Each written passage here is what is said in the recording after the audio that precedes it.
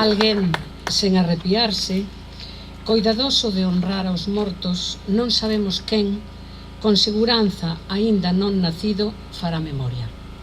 Bos días a todas e todos.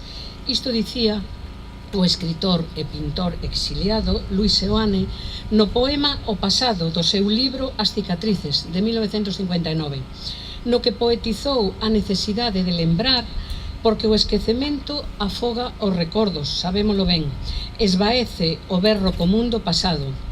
O esquecemento volve matar, produce unha segunda morte, mais as lembranzas traen un novo amor á liberdade. Seguimos a facer memoria, como intuía Seoane neste poema do 59. Ben sabemos que en todo o que ten a ver coa memoria histórica o maior risco é o silencio. Daí a importancia de recuperar os lugares vinculados a feitos ocorridos tras a sublevación, os espazos da memoria, onde ficaron gravadas estampas da represión que reviven a barbarie cometida a seguir do levantamento militar do 36. E se recuperamos estes espazos vivos, con historias cheas de amargor e de crueza, estamos tamén recoñecendo homes e mulleres que sufriron violencia, persecución, tortura, cárcere, exilio, homes e mulleres a quen arrebataron a vida por defenderen as liberdades, como aquí en Loenzo. Estes roteiros da memoria democrática que promove Iniciativa Cidadá pola Memoria Histórica de Vilagarcía son actos de reparación que serven para deixar marcados con pegada perdurável lugares, casas fortaleza que foron símbolo de resistencia, que acubillaron homes e mulleres aos que nalgúns casos podemos por rostro. Homes e mulleres que na perversa linguaxe dos sumarios, un instrumento de manipulación da realidade, integraban unha partida latrofacciosa, así se expresaban.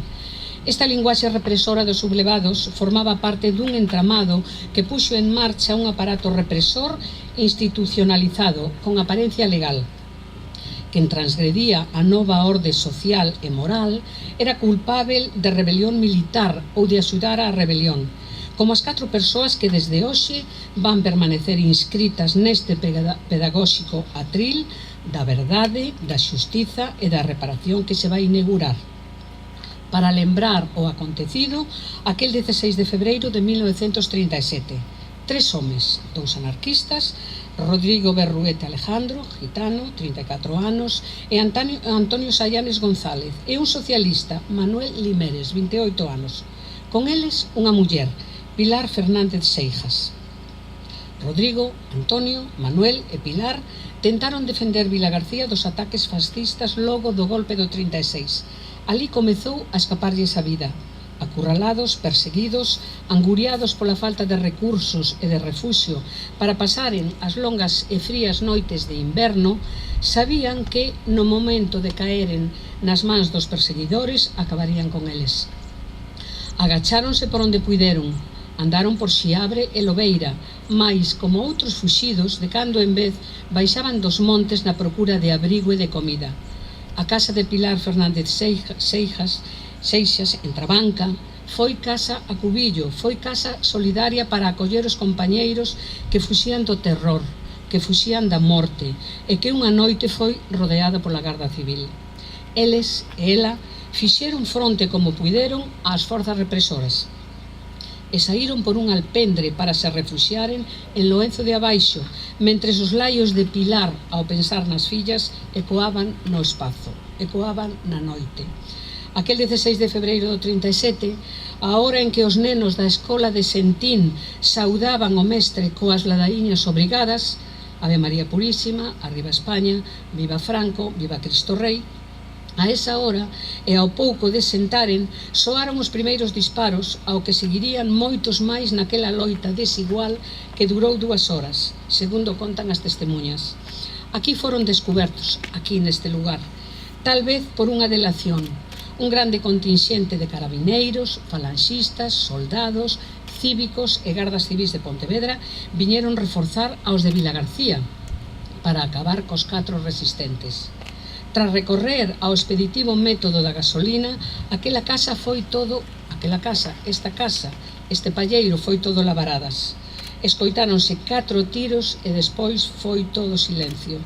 Ao recolleren os corpos queimados de Rodrigo, Antonio, Manuel e Pilar Fernández, decatáronse que todos tiñan un orificio na cabeza. Matáranse antes. E quen foi Pilar Fernández Seijas? O poema que leu Castro Ratón de Carmen Blanco xa nos anuncia. Temos poucos datos. Alcumada a montañesa, 40 anos, era unha obreira metalúrxica da CNT, veciña de Trabanca, con 2 fillas. Pouco máis se sabe dela.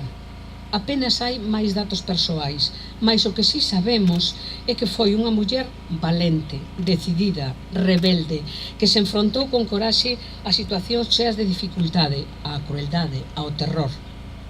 Unha muller que non se illou en Torre de Marfil e, como outras compañeiras de loita, coas súas accións mostrou o significado que tiñan para ela as palabras compromiso, xustiza, liberdade. Foi Pilar Fernández Seijas unha militante da solidariedade. Ao inscribir os nomes destas 4 persoas e das súas accións neste atril, rendemos homenaxe a máis voces da memoria democrática de noso. Aprendemos das súas trayectorias de dignidade, de sufrimento, aprendemos da súa entrega. Con actos como que hoxe nos reúne, seguimos a reforestar con árbores senlleiras o bosque da memoria histórica. A memoria está presente aquí e noutros moitos lugares. Ninguén mellor que as palabras de Luis Seoane, que as palabras de Luis Seoane para finalizar esta intervención, con versos do mesmo poema con que a iniciei, os versos de 1959. Seoane sabía que a memoria chegaría, e por iso di tamén nese poema: guinden o noso nome á preta cova dos mortos, que eles queren olvidar.